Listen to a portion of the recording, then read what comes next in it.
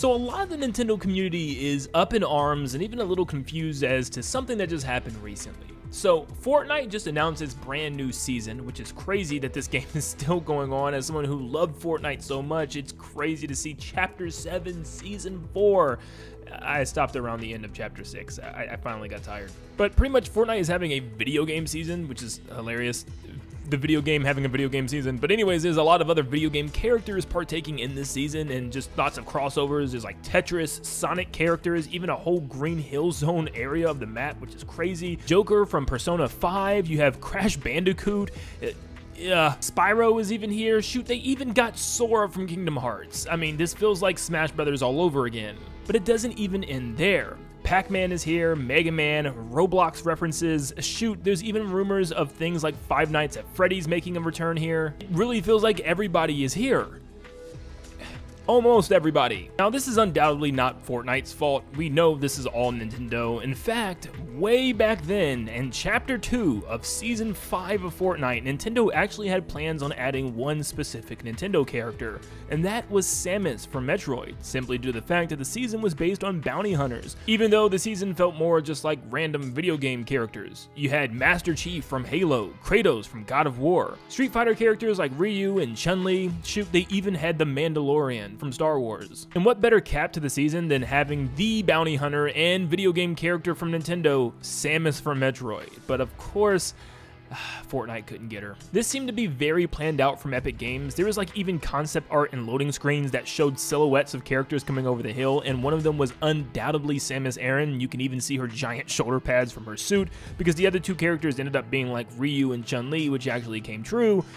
But the one that didn't was, of course, Samus. Fast forward to now, so many years later, when Fortnite is actually focusing on nothing but classic retro video game characters, even some modern ones as well, with different weapons like Mega Man's Mega Buster. Tails is even one of these little sprite characters that can actually help you fly around the map. There's like Tetris block items that you can throw that have Tetris blocks smash on the ground and kill other players. There's like retro video game controller guns and shotguns and stuff like that. I mean, this looks super cool, I'm not gonna lie. I mean, this is simply gonna legit bring me back to Fortnite again just to play for a while, and probably collect some of these cool Fortnite skins, because Sonic and Pac-Man's here. Why wouldn't I? But people online are up in arms about this, saying, where's Nintendo? Why does Nintendo continuously choose to not play along with other companies? And yeah, I was even one of them. I even put out a tweet saying, man, it really would be so awesome for this trailer and for Fortnite and for the video game industry as a whole if Nintendo was in this season as well. Could you imagine how big that crossover would be? And I already hear it, I know,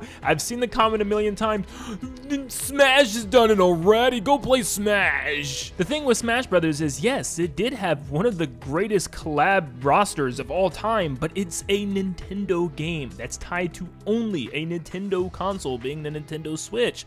This is not the type of recognition that Nintendo thinks that they're getting. I mean, this is primarily hitting Nintendo fans. With a game like Fortnite that's across every platform that so many people still play today, one of the biggest video games of all time, you are getting free advertising, and we know Epic is even probably going to pay Nintendo for their character usage, to have them just exposed to all these other gamers that aren't Nintendo fans. Now, the thing you might say is, well, Nintendo has done this before, and you'd be correct. They've done it on multiple occasions. They combined with Ubisoft and the Rabbids in order to make Mario Rabbids and its sequel and 2 DLCs for these games. But it's a game that's only available to be played on the Nintendo Switch. You cannot play this game on PC or PlayStation or Xbox or really anywhere else. What about Rocket League? Yes, Rocket League had Mario and Luigi themed cars, while also even having a really cool Metroid Samus themed one.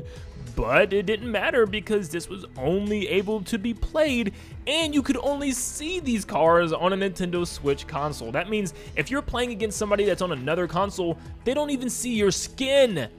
Like, why? They even had a Minecraft times Mario collaboration called the Super Mario Mashup Pack, where you could have all these cool Mario themed characters to walk around as and different assets and stuff. I'm guessing, I didn't play it, but still, yeah, lots of collabs going on here. But of course, if you want to play this, you have to go get a Nintendo Switch. I get it, it's maybe forcing people to buy Nintendo Switches, but if anything, it's almost like the opposite's happening here. I feel like Nintendo's almost advertising these games with their characters in them because they can only be played on the Nintendo console. So it's more like, hey, go play Soul Calibur because Link is here.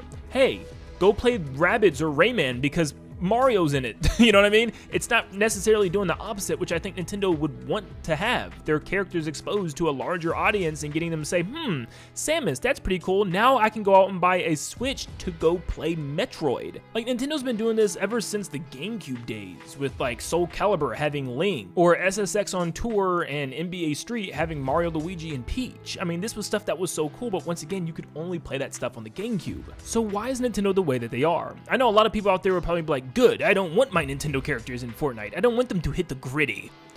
I get it, but I mean, like, come on. Sure, there's a slight chance that they could end up looking like Crash, but 90% of the skins that reference other games or movies or any film at all look very accurate to their actual counterparts. And if given the opportunity, you know Epic would have done everything they can to make these characters look as perfect as they could up to Nintendo standards. So what's the main reason why they're here? I think it's pretty simple. I would assume that Nintendo pretty much just wanted it to only be playable on Nintendo Switch, meaning if you had the skin and you was playing on another console, you wouldn't be able to see someone with a Link skin, or a Samus skin, or a Mario and Luigi skin. And Epic Games was probably like, nah, we can't do that. We can't charge people for skins where they can't even get their skins seen by another player unless they're playing on the same console. It's pretty stupid, honestly. You could also say maybe Nintendo doesn't want Mario holding a shotgun, but I mean, he's kind of come close with some games. But I think it's more the former, where once again, Nintendo just wants people to play with their characters only on their consoles, which I think is stupid for marketing reasons. There's a reason why people only want to play or only excited about Mario and Zelda all the time, because it's the only thing that's really popular for Nintendo outside of things like Kirby, Animal Crossing, and Pokemon.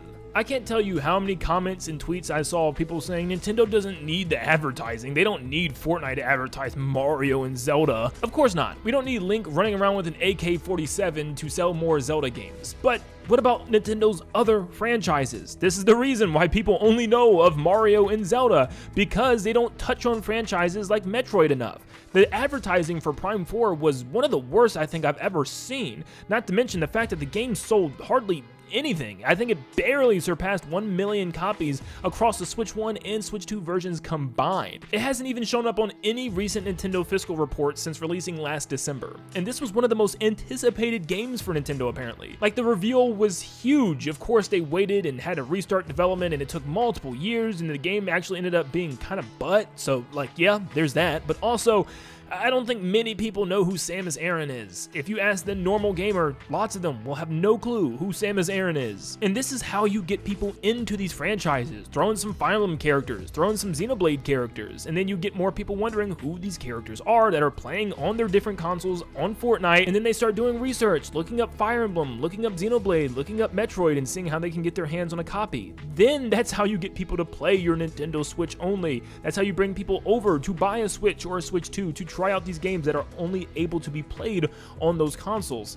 But Nintendo refuses because, no, you can't play with Samus on a PlayStation. I mean, I get it, but I don't. And I don't get, as fans, why we're so boring now. Like, they're like so defending of Nintendo no matter what. They can even open their eyes for a second and say, hey, this would be pretty cool, honestly. No, I don't want my Mario and Link and Kirby and stupid Fortnite. Yuck. No, like, it's stupid. It's childish. I mean, like, come on.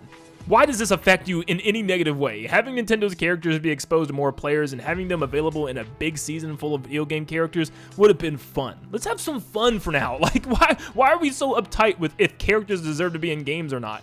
Let's just have fun with it, man. This seemed like a fun thing that could have happened. It's also kind of funny, though, because you can tell Epic Games is kind of frustrated. There's this character just on a go-kart. Like, this is clearly going to be something Mario Kart related if Nintendo was to join. And you even have one guy with a green scarf and a shield and a sword. Like, come on. Come on.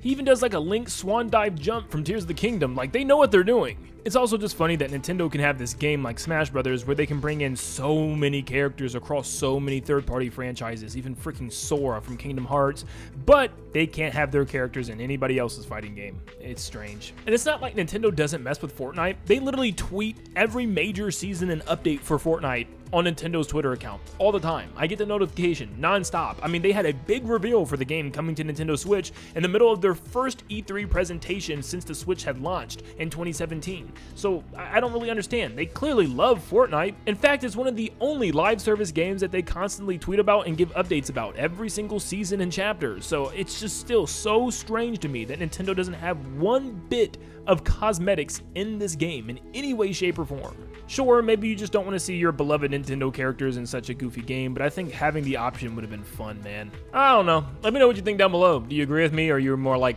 no, leave my Nintendo out of Fortnite, this kid slop game? It'd have been cool, though.